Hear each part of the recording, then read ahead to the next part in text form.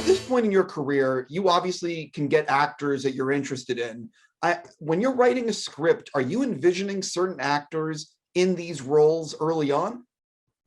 I do. I try to fight that instinct because it's a little unhealthy to do that for me. Uh, but sometimes it's a nice North Star to have, of kind of like if someone represents a type of buoyancy or a type of comedy or something like that, aiming towards that is helpful. But I try to keep my mind really open. Like I make lists of names of the types of people that I'm looking for. But honestly, I've now done this so many times that I try to be as organic as possible and go, hey, the right person to play Kevin Wendell Crumb will come into my life, and at the right time, that person will emerge. And so James McAvoy will come in, and whoever that is, and in this case, Vicky and Gael and all the wonderful actors in this movie kind of came at this moment in their lives and are up for doing the kind of filmmaking that I asked for, which is very, specific and demanding. We rehearse intensely. It's very choreographed, almost like a dance. There isn't really any coverage, so it's like theater, and some of the shots are minutes long, and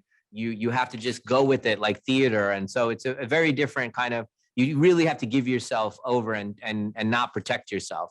Listen, I would imagine there's a lot of choices that you could do in terms of making what you want to make. Why this project over something else? Wow, what an interesting question. There's a tug, an urgency that comes when I think of an idea, or in this case, if I read something that becomes irrational. It becomes I have to tell this story. I'm not sure what it is about that story that makes me need to tell it right that second. And it's a big commitment. It's an 18 months to 2-year commitment, so it needs to be irrational.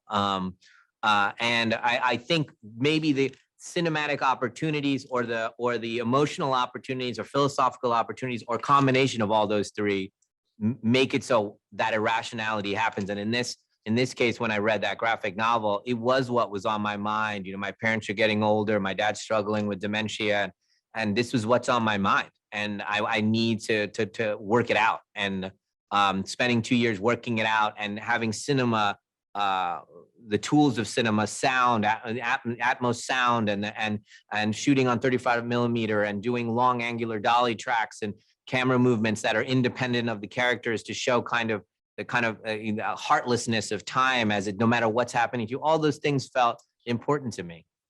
You mentioned you shot on 35. At this point, is it more expensive to do film? Like how much, I guess, what was your reasoning for film?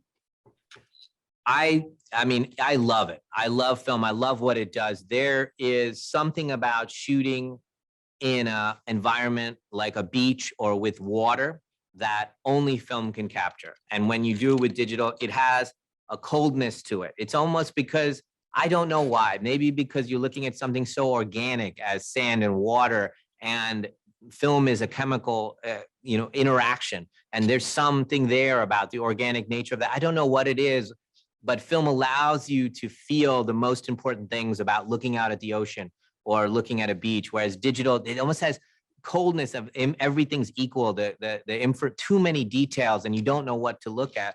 It's in its limitations that film is so beautiful. I mean, for me, it's never a question.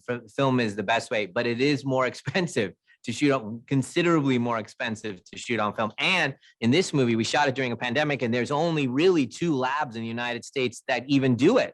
And the pandemic was shutting New York and LA down, and there was a real chance that we would have undeveloped negative for the entire shoot. So it was just insanity. I don't recommend shooting on film during a pandemic, but I honestly had not thought that about what you just said, that the pandemic would make it so you couldn't develop the film. Couldn't develop the film.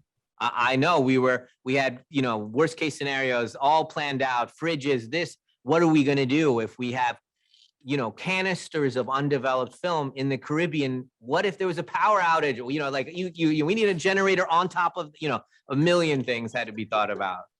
I can't believe your producers let you shoot film on top. Well, luckily it's just my money, so it worked out. I was the insane person risking it. Listen, this could have been a real cautionary tale that you'd be talking about going, did you hear what happened to tonight when he tried to pay for his own movie in the Caribbean during the pandemic and the whole half his movie melted? This is actually the other thing I wanted to address with you. I had heard that you had been paying for your recent movies yourself. Yeah. And I am curious, which movies have you actually paid for? And at what point does like your wife say to you, no? Here I paid for The Visit, Split, Glass, and Old, all four of those, and I paid for Servant as well. And the reason that I do it is to do it at the smallest number where I can be free and I can do something provocative and different and unusual, and I'm not putting my partners at risk. I'm taking the risk. And in most scenarios, because we're doing it at such a small price, we're going to be okay, no matter what. And so we can make the most interesting art. I don't have to think about it, some equation of safety. I don't have to think about that. And I believe the flip happens where the audience can feel that it's different, that there's no safety valves on it. There's no safety guardrails on it. They can feel that there's no supervision. And it's like this kind of, free-spirited thing. I believe audiences can feel that, and that's why they've been coming to these movies. So how does it work? So you're essentially like with Universal distributing this. Yeah. Do they have any sort of, can they really give you notes, or they're signing on to be like the distributor of your movie? It's super healthy.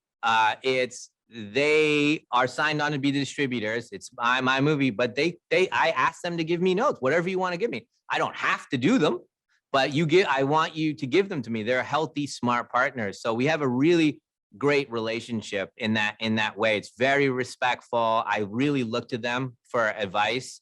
I can get lost, I'm so intensely looking at something for 2 years. I need my brothers and sisters at Universal to help me sometimes, do that. So it's been a great relationship of giving them something very daring, but they've helped me achieve what I want to achieve.